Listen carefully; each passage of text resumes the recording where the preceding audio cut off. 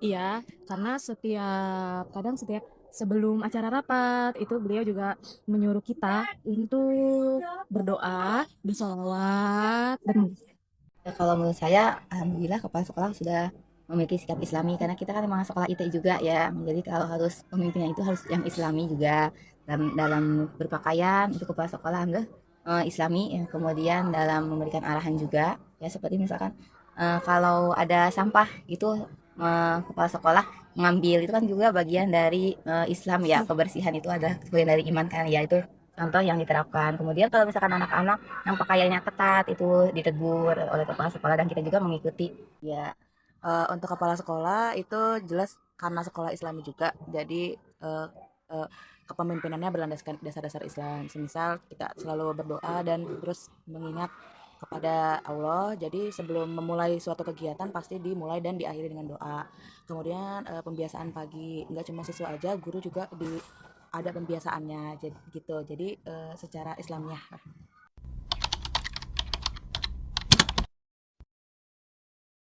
kepala sekolah sering memberikan nasihat Islami seperti contohnya kita sebagai guru harus sabar, ikhlas dalam mengajar.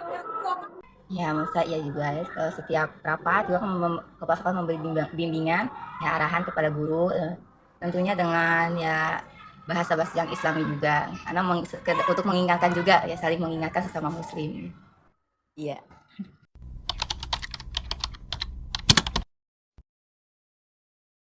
Ya, semua guru dilibatkan untuk kegiatan sekolah, salah satunya kemarin seperti lomba kemerdekaan. Oh iya betul. Setiap pengambilan keputusan itu kan biasa dimusyawarahkan dulu dengan guru bagaimana baiknya. Jadi menurut saya iya dilibatkan untuk mengambil keputusan. Dan setelah kita mengambil keputusan ya baru dicarikan yang paling cocoknya gitu. Biasanya kalau pengambilan keputusan itu kan diadain rapat. Sebelum membuat keputusan itu jelas pasti mengadakan rapat dulu gitu.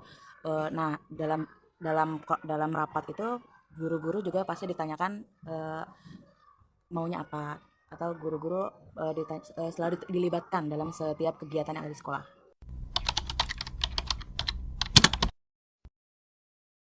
Ya, untuk menyikapinya sesuai dengan upaya Islamiyah ya. Kita memang ketika ada perbedaan pendapat satu guru atau beberapa guru atau seorang guru, nah kita pastinya memberikan dan mengedepankan adab dan sopan santun ya terutama untuk keagamaan dan juga mendengarkan dan diperhatikan apa nih yang menjadi perbedaan mereka, pendapat mereka. Tetap saya menghormati pendapat mereka dan juga nanti pasti ada suatu penyelesaian yang baik.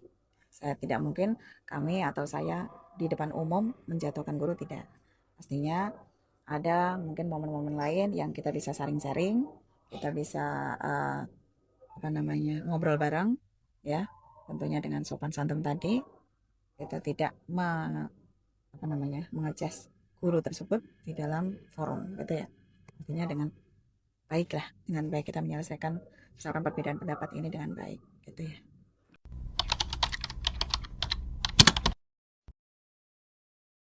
Kendala terbesar ya tadi ada perbedaan pendapat tadi ya, ada perbedaan pendapat tadi, apa namanya, namun ya kita menghindari adanya perdebatan perdebatan di suatu forum ataupun dengan pemimpin. Maka dari itu kita harus saling menghormati dan juga kendalanya ya itu tadi mengenai solusinya yaitu tadi sharing ya saling ngobrol apa sih yang menjadi membuat mereka berbeda pendapat, apa sih yang membuat mereka apa namanya tidak tidak termotivasi dalam belajar mengajar, apakah ada masalah di keluarga ataukah ada masalah yang lain. Nah itu yang perlu diselesaikan itu ya, tentunya dengan sharing ngobrol doa pastinya ya.